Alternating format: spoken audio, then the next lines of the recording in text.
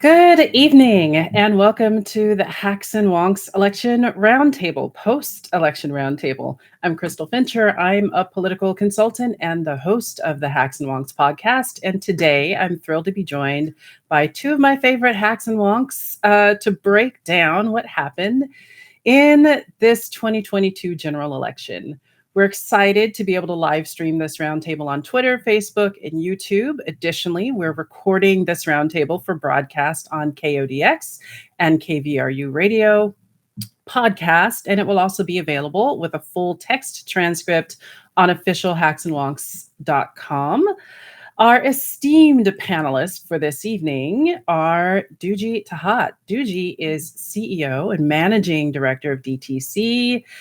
He's a political and cultural strategist with deep expertise across emerging and established nonprofit advocacy organizations, legislative and electoral campaigns, and Fortune 500 companies. They've developed countless strategic messaging and narrative guides that center Black, Indigenous, and people of color, immigrants, queer folks, elderly Washingtonians, and those experience homelessness across a range of issues, from environmental justice to housing and labor rights, informed by their background organizing in the Yakima Valley. Then among artists and social justice advocates in and around Seattle, Dujie has built a career ensuring people at the margins are pulled to the forefront of political power building, organizational priorities, and communication strategies. Welcome, Dujie. Thanks, Crystal. That sounds very impressive. It does sound very impressive, doesn't it? Kelsey Hamlin is a principal consultant at DTC. She's a communicator, organizer, and researcher who worked for 4 years as a journalist across the Puget Sound before switching over to nonprofit and campaign work. Much of her skill set centers writing, strategic messaging, design, and politics.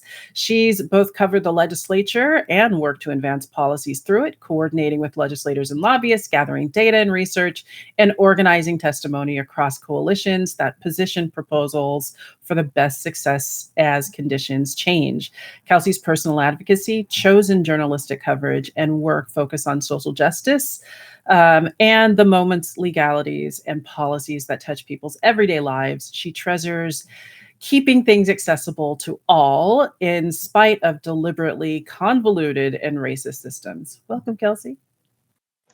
Thank you, and thanks for having us both here.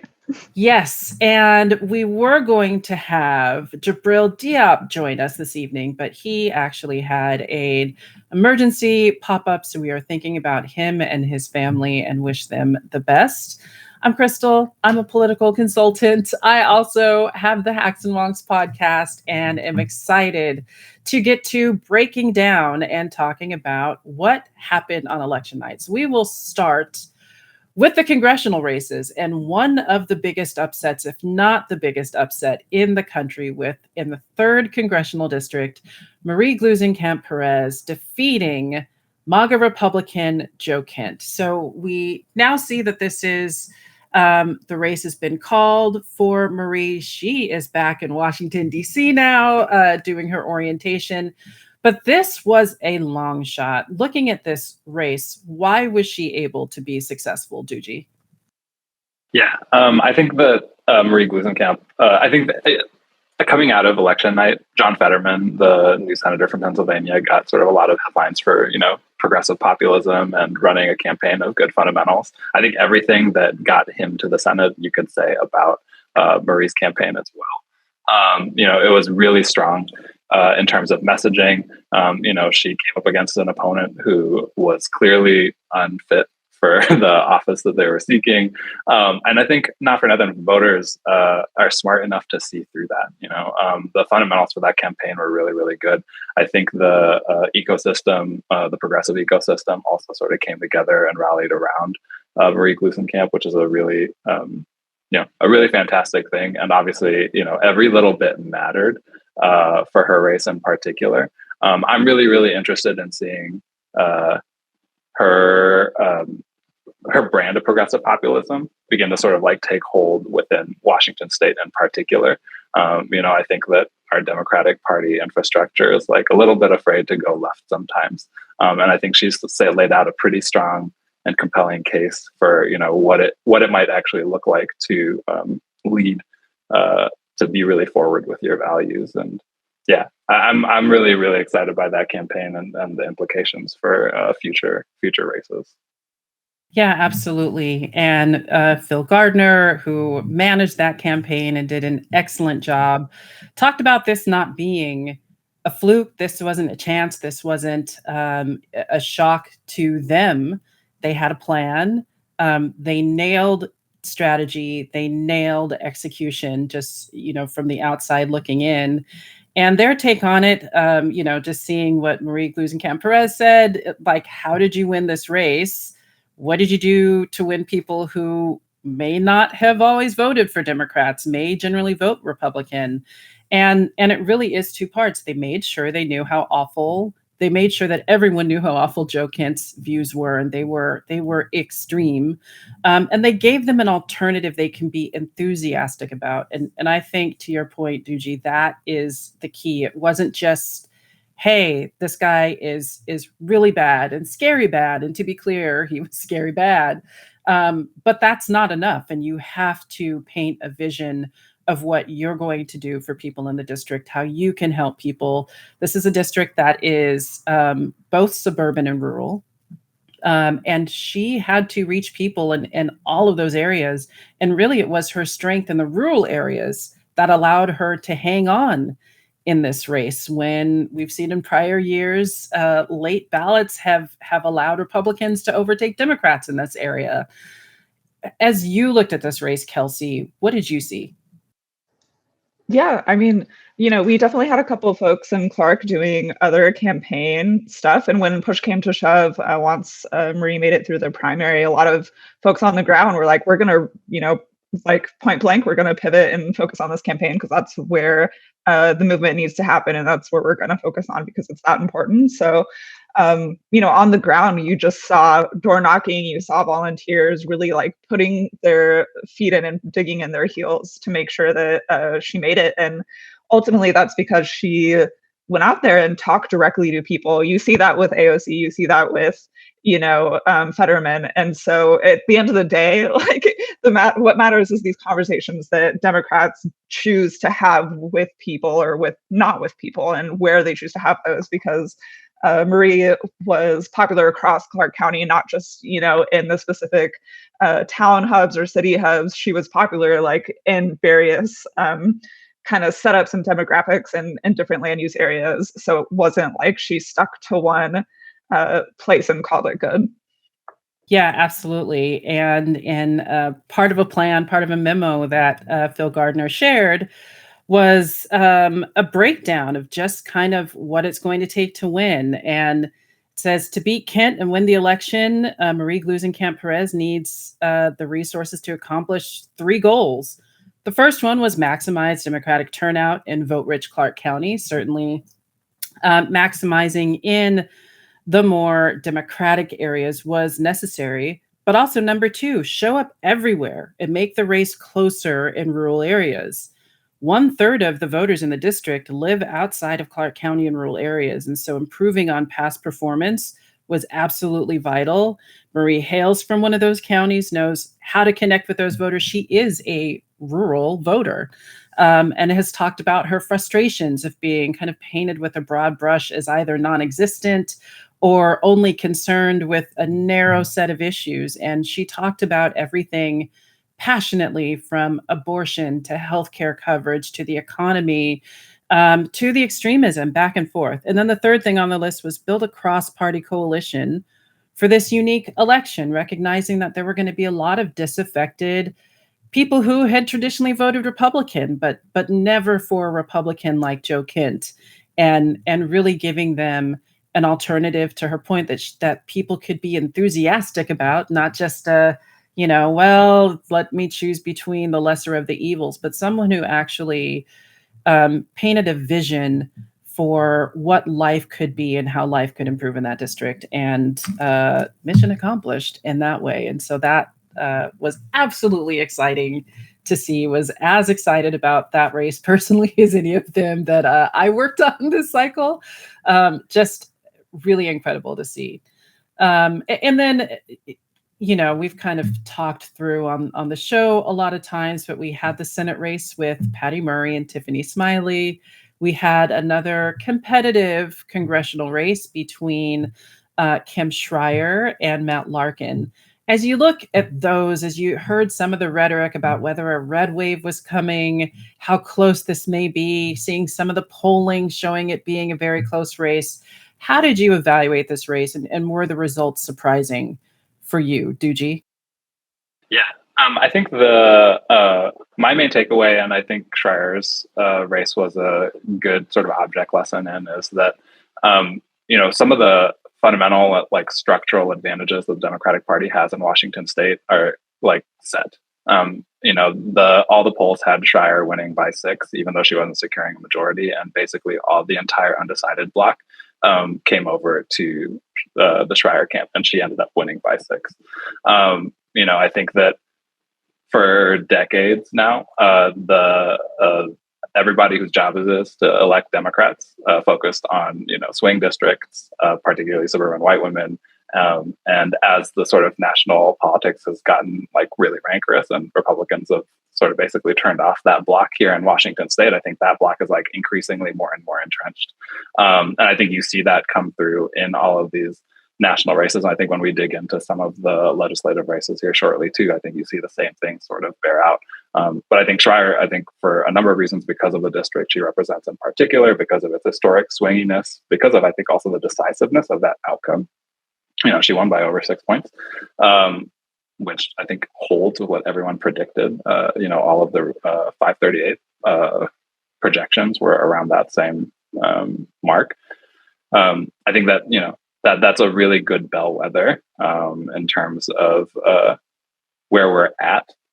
And I think it also provides a really interesting opportunity to think about, all right, what's our job now? If that stuff is true, if it's true that we have the sort of structural advantage, now what do we need to do? And I'd like to echo back to, showing up everywhere, which is how Perez won her district. Absolutely. What about you, Kelsey? Yeah, I mean, I'm really proud of our firm for kind of calling out and seeing that the entire red wave rhetoric was really just fluff. It was just fluff and nice things to say for the GOP to get out there, that a lot of folks were rather mindlessly just kind of proliferating out into the ether and making a big sensation of it, right, across a lot of outlets and polling places. And yeah, I think we were pretty clear that it wasn't going to be as dramatic as it was painted out to be. At max, there were about 2 to 4 places where we were really kind of watching to see and knowing it was going to be close. But outside of that, we weren't worried about Democratic majorities here in Washington State anyway. And especially too with our legislature, I know there was a lot of moving parts for our state. But yeah, we saw the whole red wave thing and saw right through it for what it was. Dujie, namely, had a post about that from our firm pretty early on. And I think as soon too as the primaries came in, once you kind of collected the votes along party lines for how that was going to play out in the general, it practically played right along party lines. The only time that did not was in the 42nd LD. So, I think Washington Democrats have more space for growth, and Washington Republicans have hit their ceiling at this point, which is really good news for us as long as we decide to capitalize on it instead of just repeating talking points from the other side. Yeah, no, I absolutely think that is correct. And the framing of this and these races especially is curious. And I think moving forward, there is some introspection about who we listen to, what kinds of polling firms and what kinds of polls do we take to be serious and credible. Exploring, okay, is what I'm talking about backed by data? Do we see anything besides a couple of firms with strong house effects saying something, or is this shown across kind of the wider spectrum and ecosystem of polling and conversations? So interesting to see. In these races, certainly abortion, humongous issue with the Dobbs decision. Was it just about that, or was it about other issues too? Yeah, I mean, I feel like it's silly that we silo abortion the way we do. I think that as a topic of conversation has come up kind of more and more the past couple weeks, but um, it's never only about abortion. Abortion itself isn't only ever about abortion. The decision to keep or not keep, a would-be child is like an economic decision at the end of the day. It's a very do I have enough money to put food on the table for a whole nother person in my life? Do I have enough money to put them in daycare when I have to go to work if, I'm a single mom, or like if I'm a mom who already has 3 kids? Like, these decisions are ones that people make in very highly contextual situations that are not solely about abortion. So when we're talking about whether or not we're going to force people to have births and carry them to term, no matter what's happening to them, that conversation is pretty silly and detached from reality. So when it comes to voters, the top of mind things were inflation. We can't talk about inflation and abortion as if they're separate. They have to do with each other. We're not sitting here in our lives and be like, am I going to invite another child into my life? But then not thinking about the fact that food costs so much more now, and rent costs so much more now, and like insurance costs so much more now. Like all these things are what we as everyday people factor into our lives about all of our decisions. So it's never just about abortion at the end of the day. Yeah, I think Kelsey's sort of spot on, right? I think that abortion is I mean, one, it is protecting the right to abort a fetus if you want that. But it is also a placeholder for, I think, fundamentally like an attack on freedom. I think about like all of the ways that like Republicans have basically ceded sort of freedom as a core value as they've adopted sort of proto-fascist policy positions. I think, and related to what Kelsey was saying, I think nationally the second and third top of mind issues for voters in some early exit polling was abortion and threats to democracy. And I think the thing that threatens both of those are just like, right, like our core fundamental freedoms, like the choices that we get to make about, about my own body, and then like what we as a collective sort of decide for ourselves. And I think, related to also, Republicans have hit a ceiling here in Washington state. It's because they've ceded, to the extent that's true, it's because they've ceded a lot of that ground. Now, it's up to us on the left, it's up to Democrats to actually take that and then, paint a positive vision. Like, what does it actually mean to be a party of freedom and, with like progressive values, like bundle that up with other progressive values and tell a different story, beyond abortion access. Like, what does abortion access actually get us? What is that future? And how are we going to get there? Yeah, absolutely. Now we have a slew of legislative races, and the legislature, this was really interesting this year because early on this year, there's a lot of talk about being very concerned about a number of these races, a number of these districts across the state and control of the state legislature. So we have in the beginning of the year, it was just like, okay, the 5th, 10th, 26th, 28th, 30th, 30th, 42nd, 44th, 47th, several battleground districts. And at the end of the day now, as we looked at the primary results in those, they were certainly encouraging.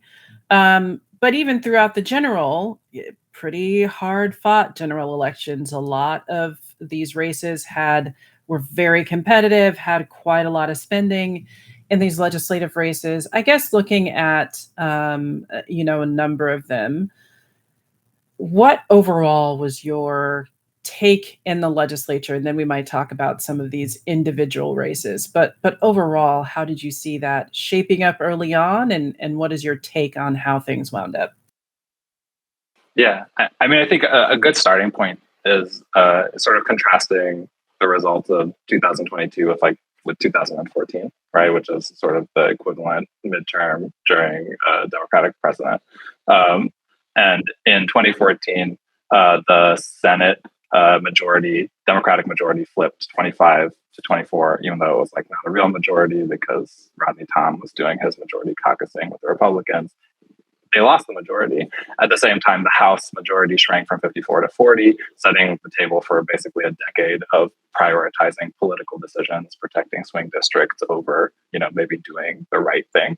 And that was the context in which I think people were walking into this year, and people were afraid. We have bigger majorities than we had in 2013, and we have a historically unpopular president. You have this increase, really high enthusiasm, even though it's a small sliver of far right noisemakers, it will call it that. And the most amazing thing is that we increased majorities in both of the houses, right? I think for me, I think that in addition to, and maybe on top of just increasing majorities on both houses, I think looking at the Senate side in particular, because that's sort of the highest leverage races, is of the 25 Senate races total that happened this year, Democrats only lost 7 of them. 5 of which a Democrat didn't even run in, right?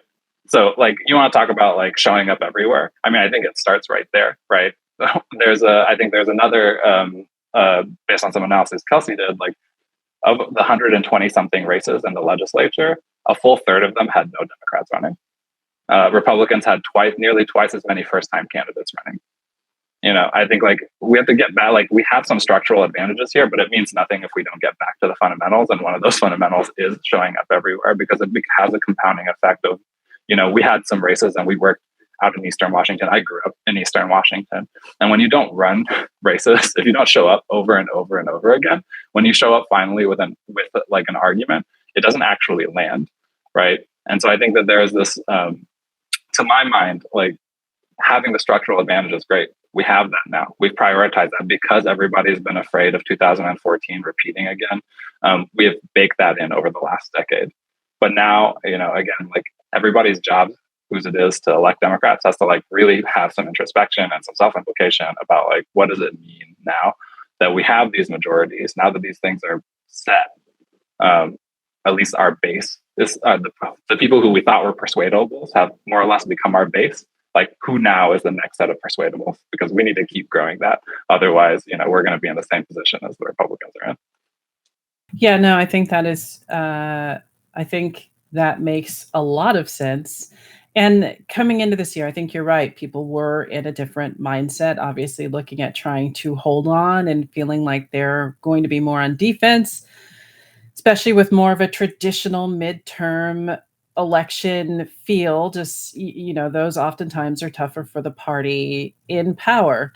But to your point, the map seemingly has expanded. And Republicans, look like they may have challenges with recruiting and being as competitive as they have been in all of these districts before.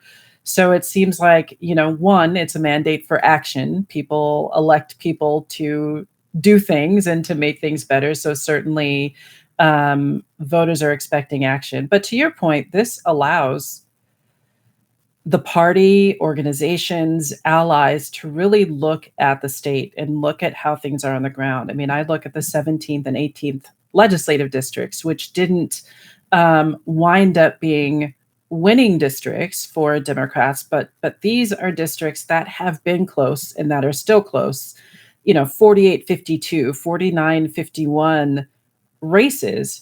And that if there is sustained activation on the ground, if there are candidates running at all different levels, if there are field programs, even in off years, and just real engagement with voters in those districts in 2 years, that's ripe for turning blue and in a number of these districts across the state.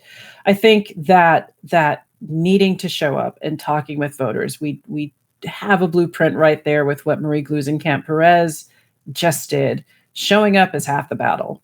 And really connecting and talking with voters there really makes a difference. What did you see here, Kelsey? Yeah, I mean, along a very similar vein, you mentioned the 17th and 18th LDs. What I noticed when I ran a lot of data kind of right before and then right after the primaries, something as a pattern that I noticed was that in these districts where Democrats and Republicans along party lines were, where there was a ton of candidates, they were really close at the end of the day. But then you look at the funds that are given to the Democratic candidates in those districts, and it's comparatively really low. So I'm looking at, again, post-primary finalization election going to general numbers. But, you're seeing someone who got 45% have about 7K at the end of the primary, and their challenger has 92K at the end of the primary, like at the same time. And so, you're seeing a lot of situations where these are winnable districts. They are like really close with people that do not have the funds to make it closer. And at the end of the day, you need funds on a campaign. A lot of people don't know this because campaigns are sort of a black box in the public's eye, but the amount of money that it takes just for sheer voter outreach, just for calling people, just for texting people, just for getting to the doors with some literature for folks to look at and reference for later, costs a lot of money. And so does, all the postage that you add to for all of the mailers that you send to people, costs a lot of money. And so like $7,000 at the end of the primary isn't even going to reach like 1/3 of the voters that you need with mail. So it's stuff like this where I really wish, as a pattern, the Democratic Party was a lot more willing to invest funds in candidates who are showing up in these districts with or without the party backing them, who have propped up and said, I'm going to do this because it needs to happen. And then we need to meet them where they are and show up to make sure that it happens and it pushes through at the end of the day. You see that also in Skagit County. There's a race there that's really close, but maybe not like the best narrative set. But regardless, like a 49.99 to 47.64 race right now.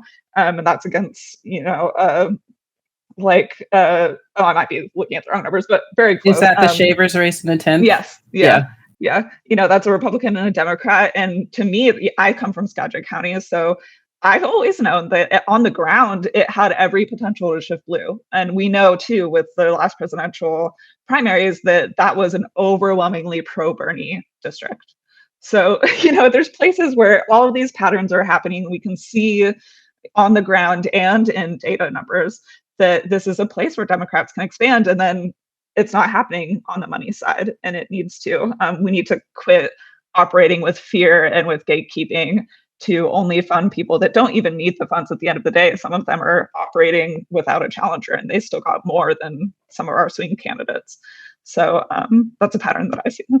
Well, and that's a flip one, because there was actually a lot of independent expenditure spending in the 10th legislative district and a number of these others. And so, part of as you talk about, campaigns are like a black box to a lot of people, and like it actually takes a village to elect a candidate is kind of the thing. It takes the campaign and all of their supporters, all of their donors, and their operation. In legislative races, the state party with the coordinated campaign often works in conjunction with them, also with the congressional races.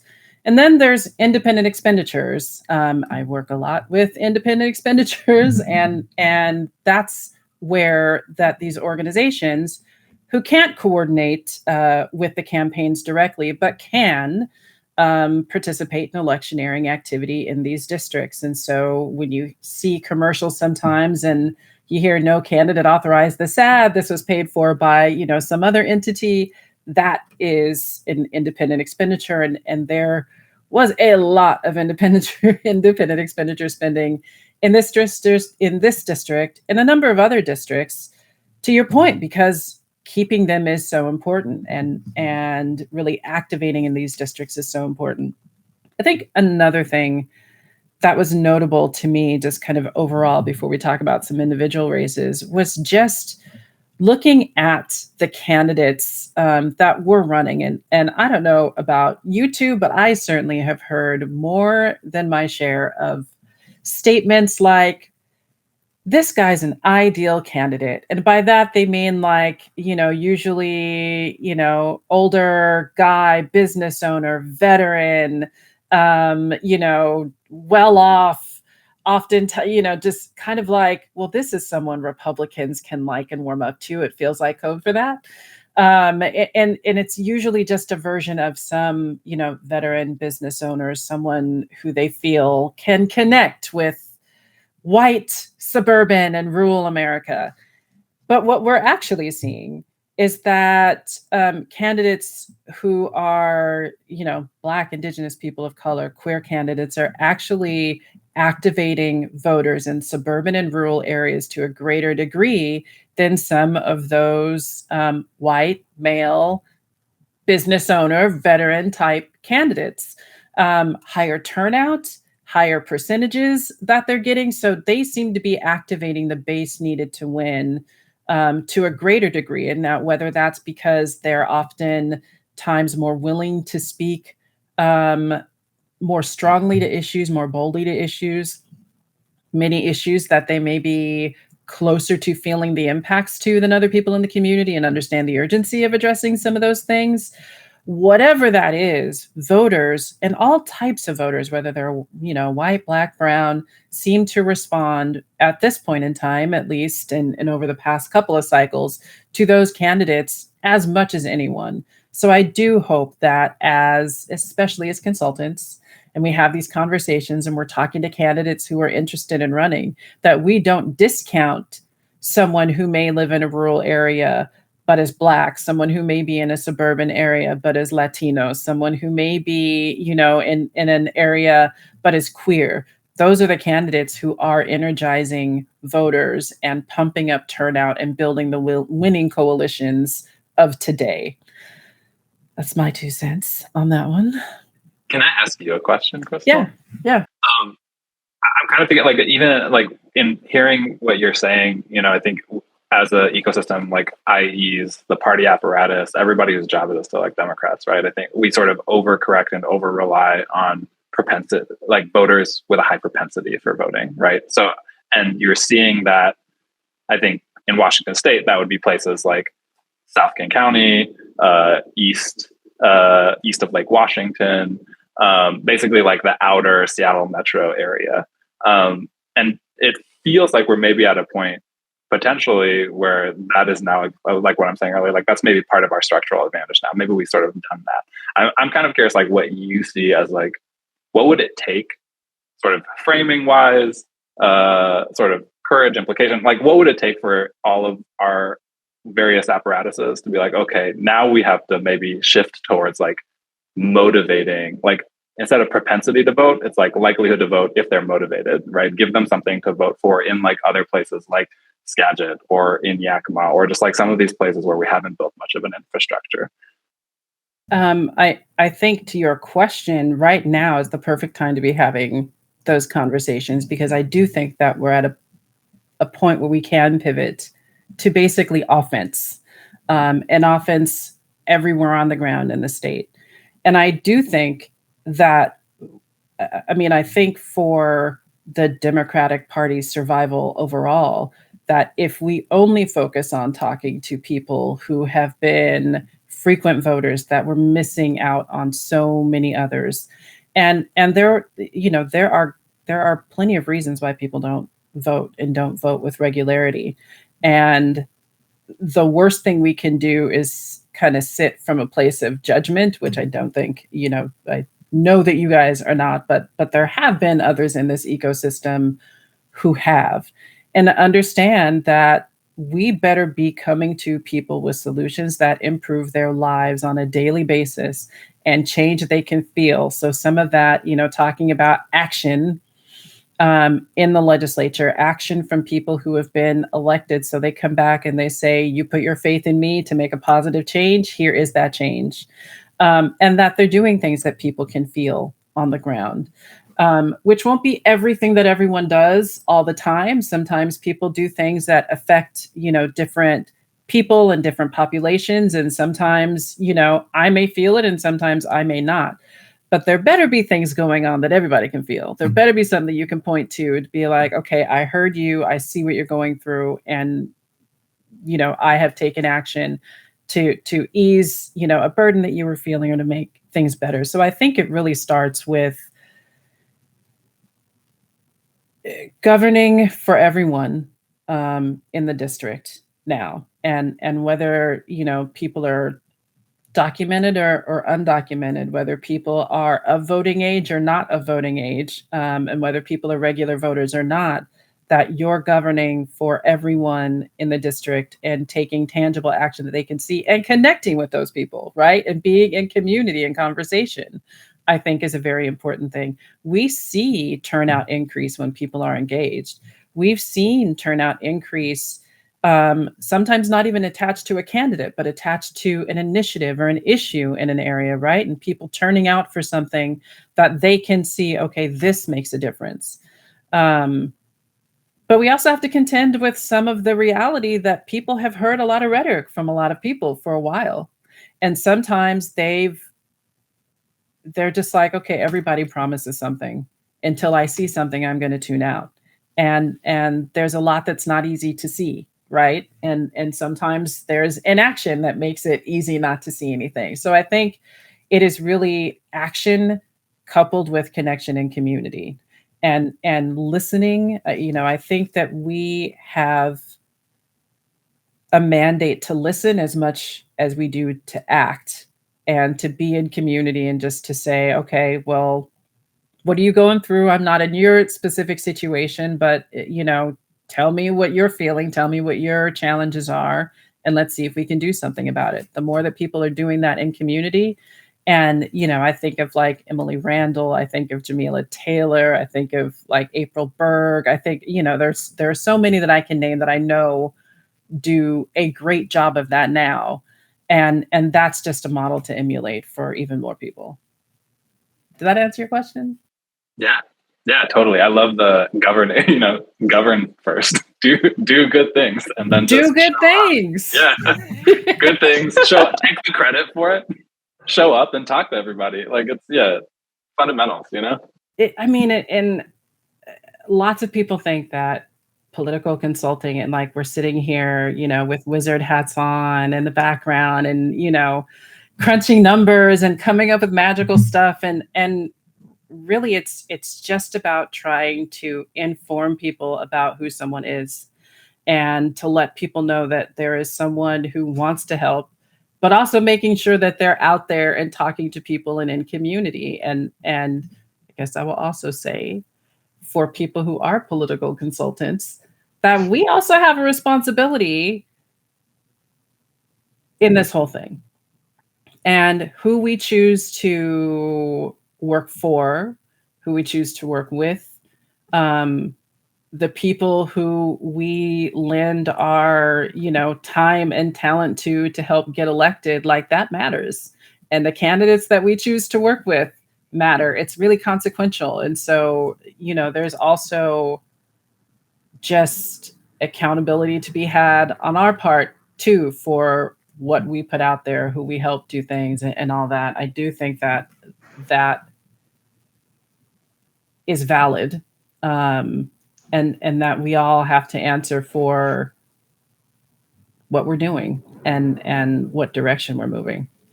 Okay. So did you do work in any legislative? I know you did a lot of work, but I don't know if you did any legislative work. We didn't do legislative work this year. Okay. Yeah. We weren't even planning on doing really a bunch of any electoral work, and then suddenly yeah, exactly. It was like August, and then we got like 6 phone calls. I was like, all right, sure. Nice. So in these races, there were some interesting ones. One, legislatively, the 10th legislative district, which is still too close to call. The lead flipped yesterday. It flipped again today. That one of the legislative districts there got a little dramatic. One of those races, Dave Paul actually looks safe in that race. I think it's safe to say that he is going to win, But whether Democrat Clyde Shavers or Republican Greg Gilday carries the day is still to be determined. Another huge district, battleground district, and one that people were not at all clear on how that was going to end up was the 26th legislative district out in Pierce and Kitsap County, with Emily Randall in a race defending her Senate seat against Jesse Young, who was a representative. And it looks like Emily Randall has won that race. I would definitely put Emily in the category of people who are in community, connected community, and leading boldly, not afraid to say where she stands, not afraid to make the case and take the case to people in her district and talk with people who agree with her, talk with people who may not agree with her.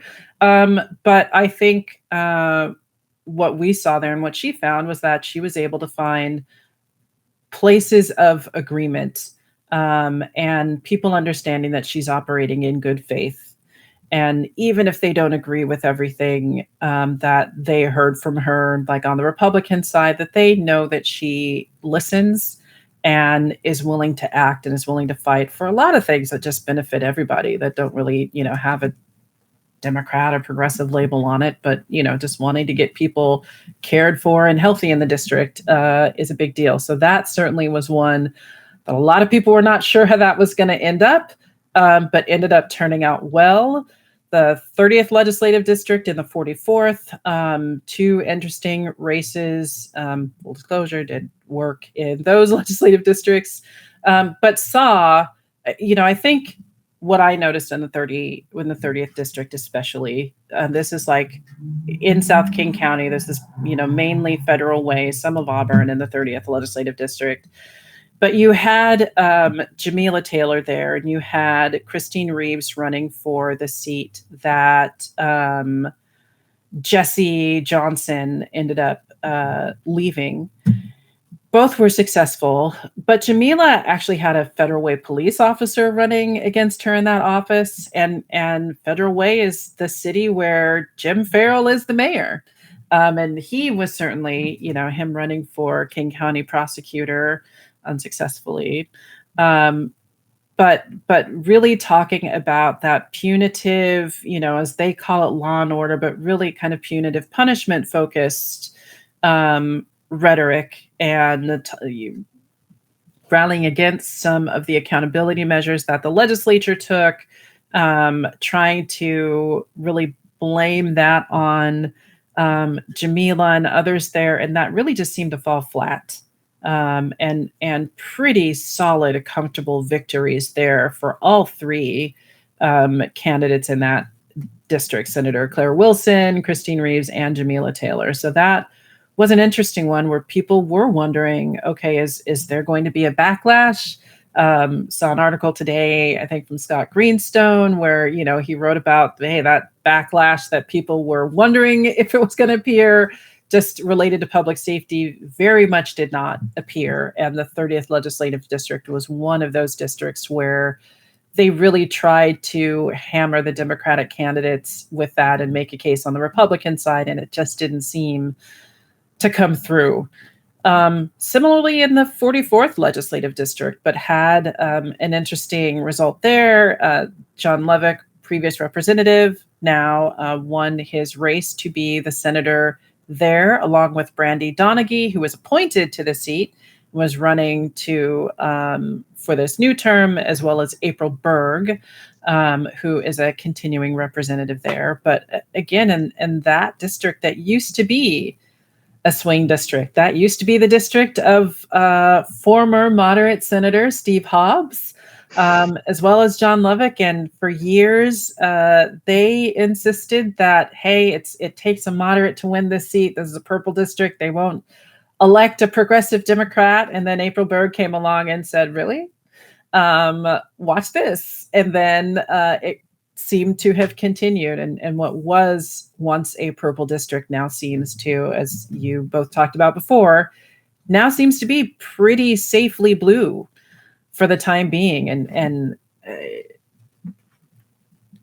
just an interesting development there, because there was so much influx at the beginning of this cycle, and now like it just seems to be so definitive that they're there. Well, oh, okay. No, Go ahead. Oh, I was going to say, because you touched on it a couple of times, around leading boldly with Emily Randall, and for that matter, like Jamila, and the races really that you just went through. These candidates who lead boldly actually are the ones that get the turnout, that get the motivation from voters that we were talking about earlier.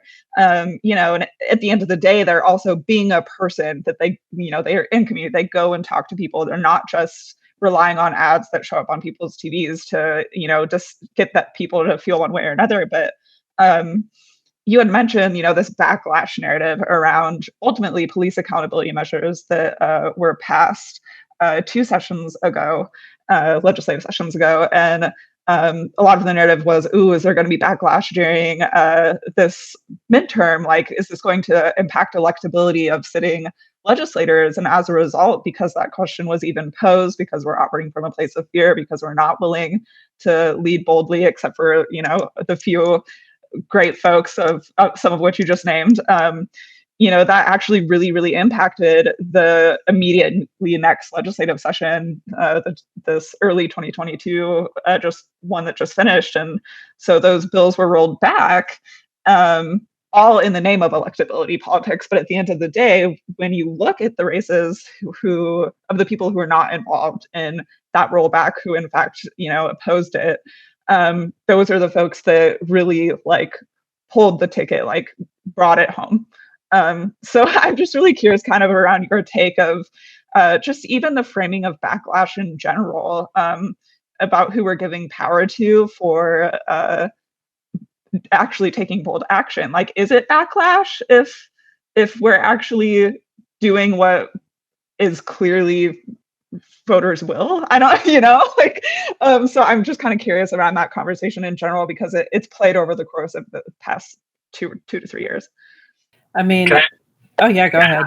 Can I also add a follow-up question? Because I think that I was going to ask a similar question in terms of backlash, because I think there's also the relationship, I think, between sort of local politics, local elections, and then sort of the nationalization, right? So I think we could definitively say last election cycle, last year, when it was all city and county races, was a kind of backlash to, elected a bunch of conservative city council members and, city attorneys, and at least, in Seattle, right, in the Seattle metro area.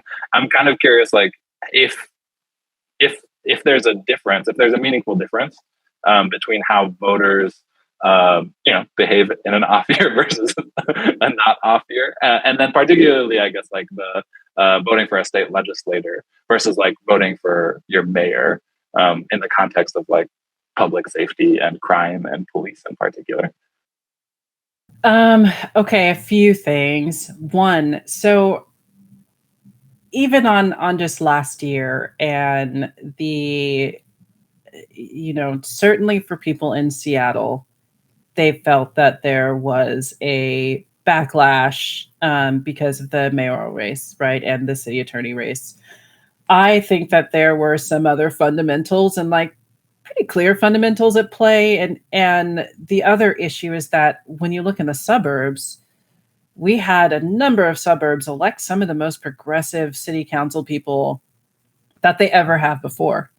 And so I think really what we had was a story of candidates. And I think that especially in the city of Seattle, where the media plays a role in elections in a different way than they do in some of the suburban and rural areas, that also impacted some races. I think that, fundamentals pretty well favored Bruce Harrell, right? I think just looking at voter communication, spending on direct voter communication, the Nicole Thomas Kennedy race and some of the other races were they were just massively outspent and outdone with direct voter communication. So anytime that there's that much of a lopsided communication delta, it is hard to prevail in that situation. And then when you have unknown people who, it's kind of up to you to define yourself or the opponent to define you. And in those situations, the opponent had a lot more resources to try and define those, that impacted those races in a different way in Seattle than we saw in some of the suburbs. But I do think that when it comes to the backlash narrative, our public conversation, the media conversation about public safety is in a very different place than people on the ground. In 2020, with the King County Charter amendments that brought forth more accountability measures and offices, right, in addition to appointing instead of electing the sheriff, that wasn't just the only thing that brought forth accountability measures. And despite those charter amendments being dramatically outspent and there being opposition against them, they were passed. And they were passed in just about every council district in the county, right? So this never has been, as sometimes it is characterized as well, just those super lefties in Seattle care about like comprehensive public safety and addressing root causes of crime and issues like that.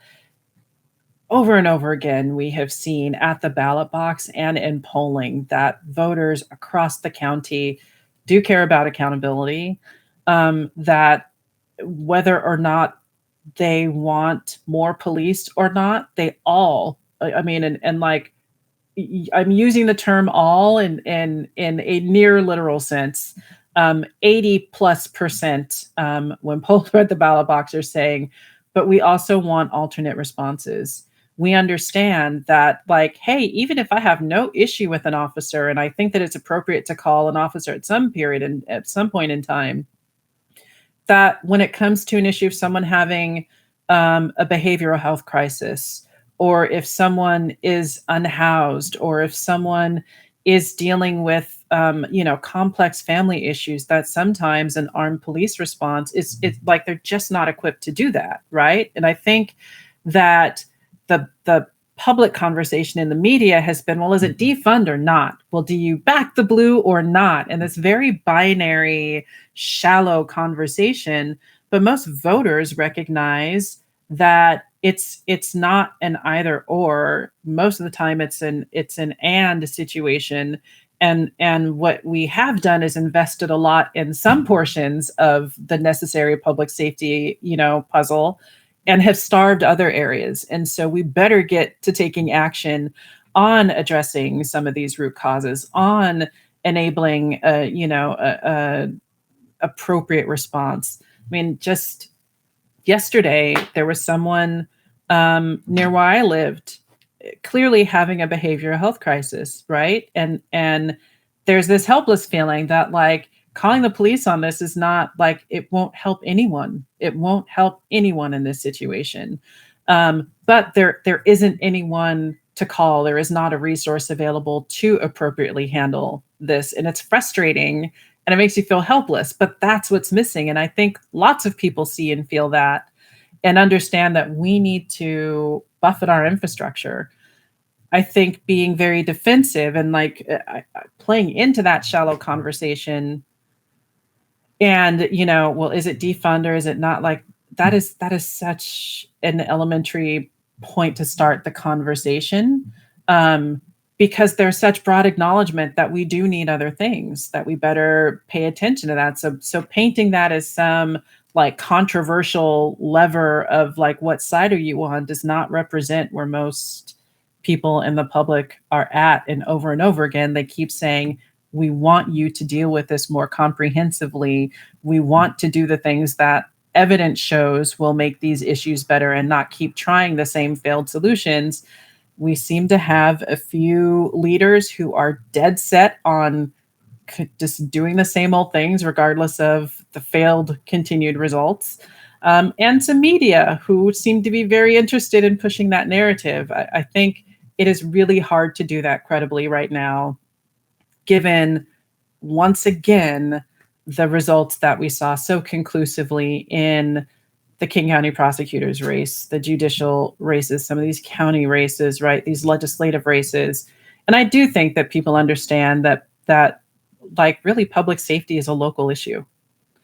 And like Tiffany Smiley trying to blame Patty Murray to, clearly fell flat. But like people understand that, Patty Murray isn't deciding whether or not to deploy your local policeman, right? That's a local decision. But I also think that the part that's missing is that like people have to be held accountable for results there too. And that as we look at the effectiveness of some of these alternate response projects and pilots, and we're looking at metrics and, whether there's a dashboard available and what are they doing, we better be doing that with all of our emergency response, police response, and making sure that we're getting out of it a justification for the money that we're putting into it. And if we're not, let's do something that's actually more effective. People's safety is at stake. And I just feel that this political conversation that has enabled a perpetuation of these failed policies that have not stopped people from being victimized are just hurting us all. That was a very long-winded answer, but I have feelings about that. What are your feelings about that? Well, I also too think there's, a level of accountability that needs to happen, even on the consultant side. Like, who told our legislators that enacted police accountability that was complex, that was like, hey, let's not do vehicle chases anymore at really high speeds because people pretty much always die and you almost never catch anyone? Like, who decided that that's a thing we want to roll back? Like, these aren't, these binary conversations that led to these laws happening in, 2020, 2021, and then getting rolled back the very next year and getting rolled back in the name of electability, right? Like, who is using their power to tell our legislators that they should actually, in fact, pull back on their boldness, that they should not enact these rather complex and very clearly data-driven laws behind not just police accountability, but public safety in general. Like, that's, at the end of the day, it comes down to like, hey, let's maybe kill less people like this year.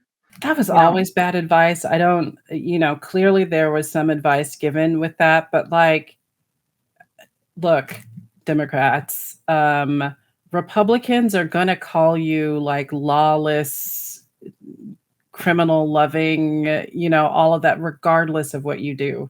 And as we talked about it on the show before, I think lots of us have talked about this. It was absolutely predictable that even though they did roll those back, Republicans attacked Democrats as if like there was no rollbacks and as if nothing had happened. So instead of acting defensive and scared of what you are doing, do the right thing, make the case for doing the right thing, take the case to the voters. If you are actually connected to community, you can do that with credibility, right? And with success. But just looking at a poll and going, uh-oh, this looks scary, we better backpedal into like, yeah, that was a frustrating thing to watch happen. And not for now to take it back to the, start of this conversation. It's like, you didn't need to do it, like we didn't need to do it because we increased majorities. Despite all of the contextual historical indicators pointing to, us losing majorities, we actually gained them. So, we didn't need to do it. Didn't need to do it. And, yeah, that was very unnecessary. I hope there are lessons learned from that. There need to be lessons learned from that. Just wrapping up some of these legislative races, we talked about the 44th, the 47th, which we actually did quite a bit of work in, was an interesting race. And I think the 47th legislative district holds a lot of lessons for a lot of people there. This was a district, and it's like part of Kent, Covington, part of Auburn, Maple Valley, that area in South Kane County. But there was, starting off, 2 Black Republicans, one, and then a third running in that district who was a Ukrainian refugee. There were 2 open seats, an open Senate seat, an open House seat, and then one incumbent running, Deborah Intiman on the Democratic side. For the Democratic challengers, We had a primary with Carmen Goers that it was a Black woman who was a Republican active in the Chamber of Commerce against Shukriolo and Chris Stearns on the Democratic side in the primary. And in the Senate seat, you had Bill Boyce, a Black Republican who's currently a Kent City Council member, running against in the primary Claudia Kaufman and Satwinder Carr. Claudia Kaufman had formerly been a senator, and then Satwinder Carr was a sitting Kent City Council member. And so this was interesting. It's in South King County, one of the most diverse areas in the country, an area where, the school district has more languages spoken than almost any other district in the country. But what we saw here was the Republican Party making some inroads with non-white candidates, at least, and the Republican Party being active on the ground and active in school board races and active in faith communities, whether it's mosques or gurdwaras or churches, and activating on the ground in a way that I don't think a lot of people have been paying a lot of attention to, but we need to.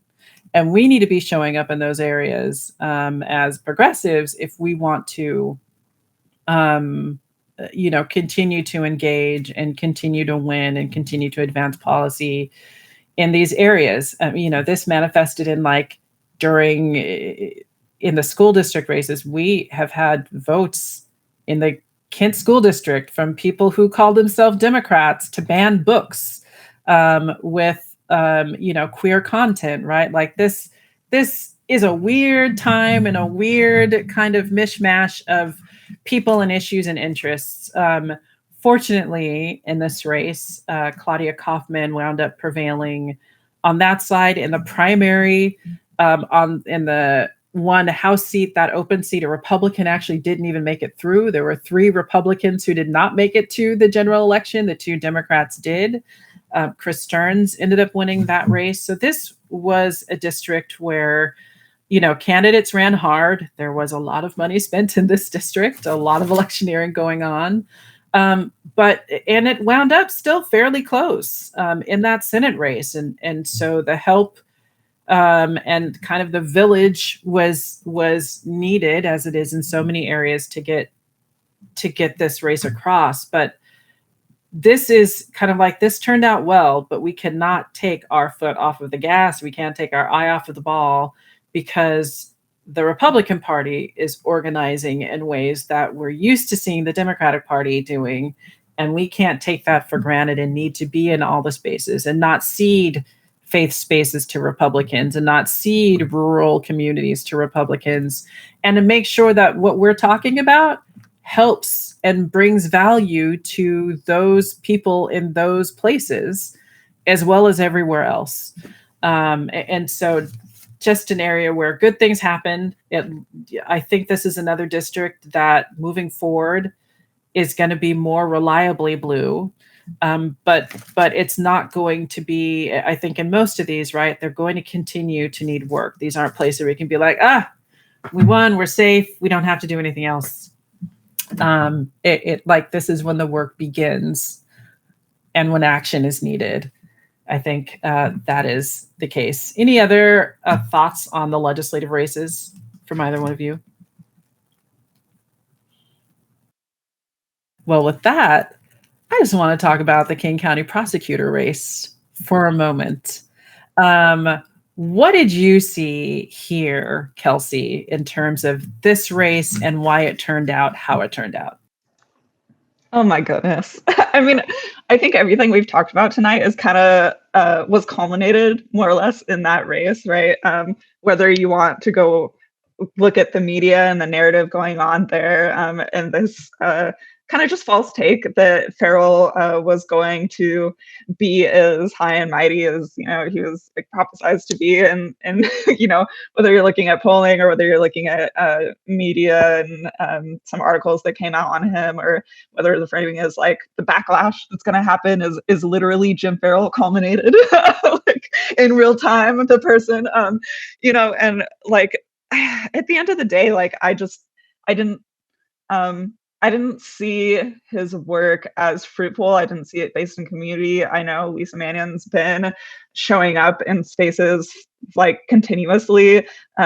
She's not a new face to me. And so, it just didn't, like, the narrative writ large didn't really track with what I kind of felt in my gut. And it's always interesting to see it play out given the context of NTK as a prior race that had happened locally, and how kind of like big of a deal that was. And so it's really satisfying to see it turn out the way that I had felt it in my gut. And it yeah, I just think the boldness is where it's at, and as long as you make your values clear, as long as you're clear about it, and you're a real human being to fellow people, like, the job is not as hard as we make it out to be if you just try and get those things there. Dujie, what was your take? Yeah, I mean, I think for me, I'm really struck by King County voters just generally being happy with King County, the government of King County. Like Lisa Mannion represents like an extension of the current prosecuting attorney, and people seem really happy with Satterberg. And I think to our point of like being able to hold two competing thoughts at once, and like not sort of giving into the binary. I think Satterberg is actually a pretty good exemplar of somebody who like started off as a Republican during the era of punitive like just punitive policy, to someone who is like advocating very much for diversion programs, and you're seeing this is also coming off of King County electorate that just passed a bunch of charter amendments to improve policing in 2020. So you're seeing, I think, an electorate that is like primed to have these like nuanced conversations in a way that is totally divorced, I think, from the coverage. Like you both pointed out, the narratives are what they are, but the electorate is continuing to sort of have a more nuanced take, and make it really, really abundantly clear that it's not even either or, and it's not even really all that close, right? I can't think of like I mean, this is the closest race that I can think of at a county level that has to do with the criminal justice reform, or the executive or the prosecuting attorney. People, I think, are just like generally pretty happy. Yeah, it's really, this is interesting. This is also a race that we did work in with our firm. And, I don't know that that voters were really happy with the way that things are, but they're definitely unhappy and do not like the punitive approach, and are really saying, okay, I hear from, I'm hearing one thing from Jim Farrell, very, punitive, very punishment based, but punishment does not equate to safety. And really, it seems like voters do want action that equates to safety, and have come to the conclusion that just punitive punishment does not, as the evidence shows. And I think what helped Lisa was an articulation of an expansion of some stuff, an expansion of some strategies from where they were, with the city attorney, with the prosecuting attorney's office for quite some time, but really an articulation of, okay, we are moving forward there. We do want to keep people more safe. But we're going to have to address some root causes of these issues, and just throwing people in jail is not, as we have seen, is not going to get the job done. So we better have some other strategies to address gun violence, to address intimate partner violence, to address just the range of things that we're seeing and dealing with, from property crime to violent crime. And I think that she just articulated a vision that was closer to what King County voters feel is the solution. So I think there were just two different visions, and voters made a clear choice of where they want to be and what they want to see. And I think also in this one, now it's time for action. And I know that she's planning on, hitting the ground running, is very familiar with the office in this role. I also think that people valued just the familiarity and experience there, and understanding what it's going to take to make some of these changes and shifts within that office, and managing people and going through that was helpful.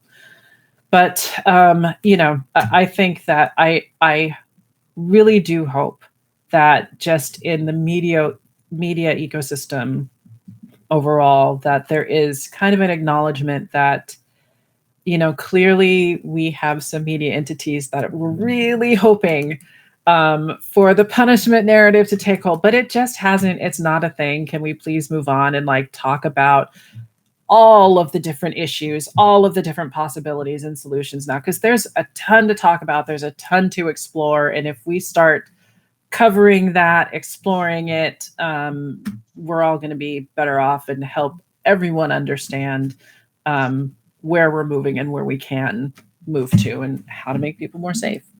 Yeah. And let's name too that it's not even just media at large, but specifically editorial boards, right? And these columnists, right?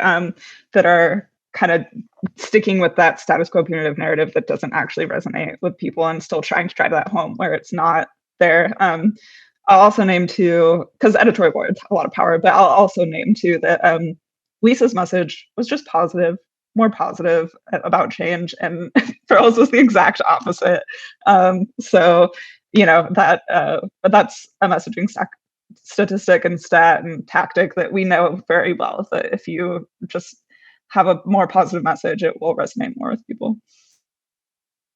And I think that you are also sort of touching on, you've made more clear what I meant, which is it's not that maybe people are happy with the conditions as they are right now, as much as I think the county is more primed to have the conversation of where we go from here, as opposed to some of the narrative setters, right? I think that people who have voted, specifically voters in King County, because of what has been on the ballot lately, understand that there is a more nuanced set of choices, and that there's actually an alternative to the sort of binary punitive, abolish everything. Yeah, I think you are exactly right. And so now I want to talk about a big city of Seattle election that you two had a little bit to do with there. The choice before Seattle voters to change the way that they voted, and if they did want to change the way that they voted, was it going to be approval voting or ranked choice voting? How did this play out, and how did ranked choice voting prevail? I think people wanted it. I think that's ultimately, at the end of the day, what happened, right? I think people understand that our democracy isn't working as well as it could be. I think people in Seattle have a history of willing to make improvements that strengthen our democracy, like democracy vouchers and stronger campaign finance laws.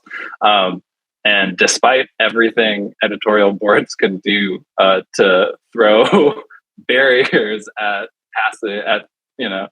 not changing the way we do things, people still saw through that and voted for it. Not for nothing, editorial boards were wrong on democracy. The Seattle Times editorial board was wrong on democracy vouchers too.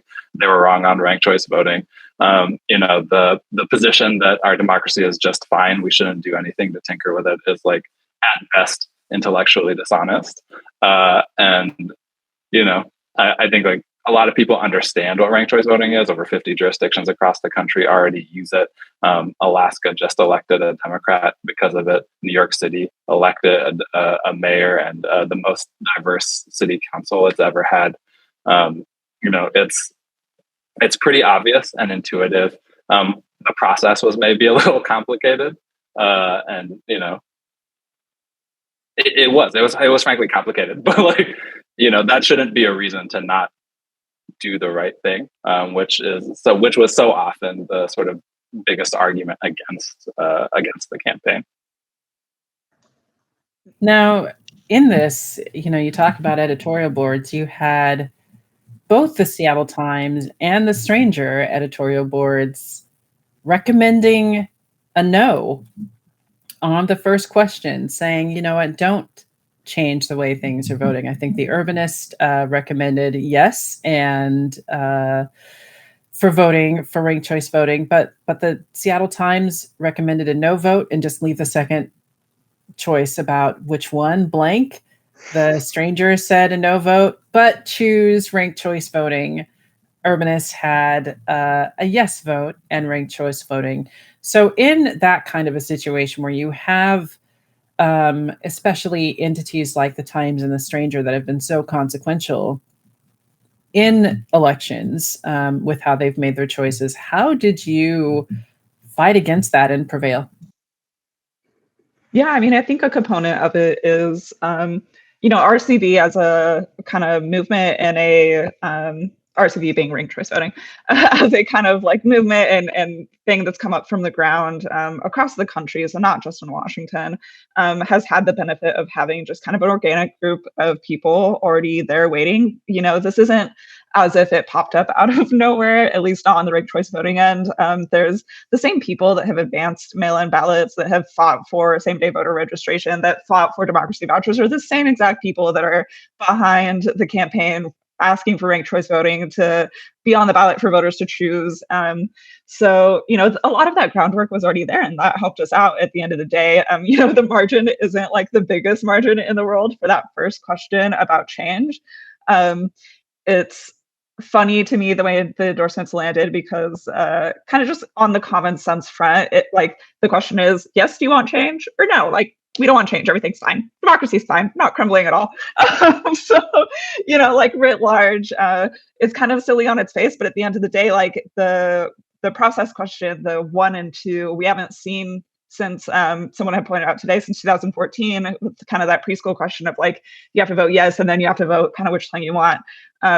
So, and that's really the only kind of comparable instance that we have to kind of compare how we did to another instance that had the same setup. So, it was a confusing layout, but RCD itself is not confusing. Dujie has movie nights with his kids all the time, and it's always like, hey, like, let's pick our first, second, and third choice for which movie we want to watch tonight, and then you phase them out and have another go around. Like, it's not hard. You can do it with kids. We kind of do it intuitively when we go to any ice cream shop or restaurant, or like go to the grocery store. So, at the end of the day, there was a lot of organic movement in the first place that helped us out. And there was a lot of field efforts across the board, thanks to that organic kind of just volunteer presence and people that were ready, where we did a lot of field effort across Seattle and not just centric to one area that we thought was strong or not. As far as patterns go for the results, I find it painfully accurate that a lot of the like pro ranked choice voting crowd, pro let's improve our democracy folks and votes tend to be with renters. It's with younger folks and it's with renters. That's the strongest demographic that had voted for ranked choice voting. And it also matches, the core arterials that you see in land use, the multifamily zoning that you see in land use. And we see this pattern over and over again in a place like Seattle, where the more progressive voters are with renters, are in those districts that are more dense and not exclusive and more affordable. So you kind of see this really multifaceted thing coming out in the voter results if you try to take a closer look at it. Yeah, absolutely.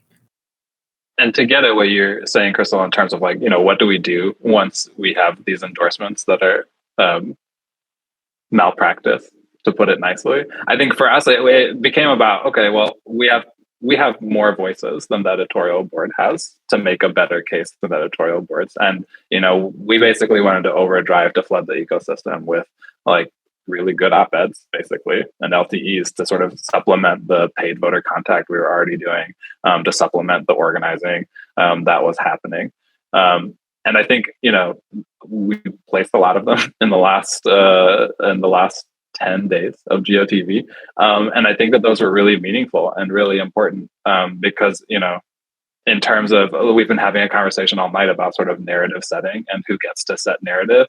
And I don't, personally, And just as a firm, like I don't think that should be left to editorial boards, right? Especially if what we have and the issues that we're representing and the communities that are going to benefit from the solutions we're proposing has a greater set of people, then what we're going to do is flood the ecosystem with those voices, and we'll do everything we can to shift that narrative. We're not maybe going to have the same symmetrical set of powers, but it's certainly important. We don't show up. We should, or we don't not show up. Yeah, absolutely. There is, one last initiative as our time is coming to a close that I did want to talk about that was very exciting and I thought was very well executed. And that was the Raise the Wage Tukwila initiative to raise Tukwila's minimum wage. As you watched this play out, what were your thoughts about it? I mean, I think that this is another sort of example of where fundamentals really bore out, right? I think that, and it's a continuation of, the Fight for 15 happened in South King County. It's only natural that South King County sort of pushed that even further.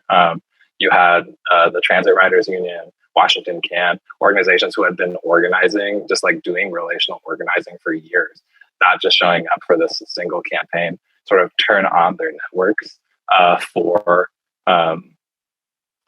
this one campaign that is like a part of this broader set of things that they're advocating for. And I think, again, related to the conversation we've been having, it's like how much people, I think what I love about our conversation is that we all recognize that voters are pretty smart, and they all actually know that if you're just showing up this one time because of a moment of self-interest, or if you're here every single day to talk to me about like what my life is like, and that you're offering a solution that will actually meaningfully impact that. And that's how that campaign ran. I'm really interested in, and this was also a little bit modeled in the RCD campaign, but there's sort of a distributed, organized canvassing model. And trying to see how that model might apply in different parts of the state and how that might scale. I haven't had a chance to look at the numbers yet, but I think there's a really interesting promise there too, and implications for other races. But all of that too is only made possible by the years of relational organizing and showing up every single day too. Like that's not a thing you can just like build in August for your GOTV operation in 6 to 8 weeks. Completely agree. What do you think, Kelsey?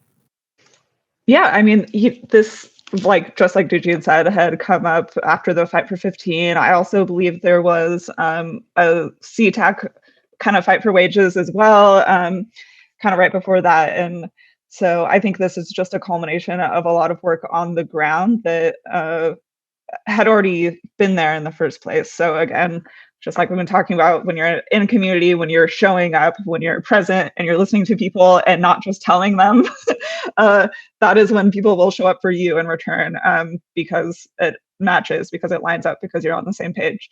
And, at the end of the day, like the fight for wages and the discussion on inflation, the discussion on abortion rights, and this discussion on like unaffordability and housing, like these things are all connected at the end of the day. And voters realize that. And a lot of campaigns that oppose changes like this, and even like oppose ranked choice voting and don't want a minimum wage. I remember Seattle Times way back, like when it first started, was very skeptical, even after a study came out on it.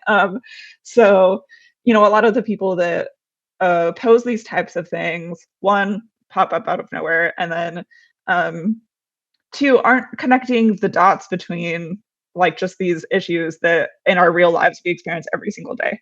And that's just like the connection that we have to be making when we're talking to people on their doorstep.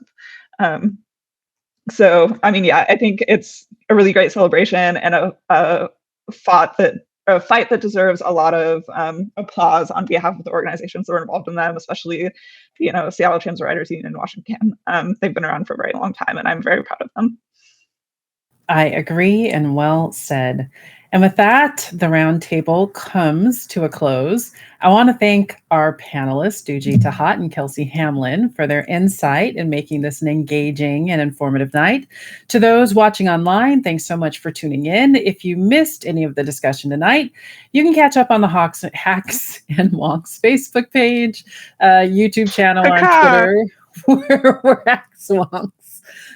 Special thanks to essential members of the Hacks and Wonks team and coordinators for this evening, Dr. Shannon Chang and Bryce Canatelli.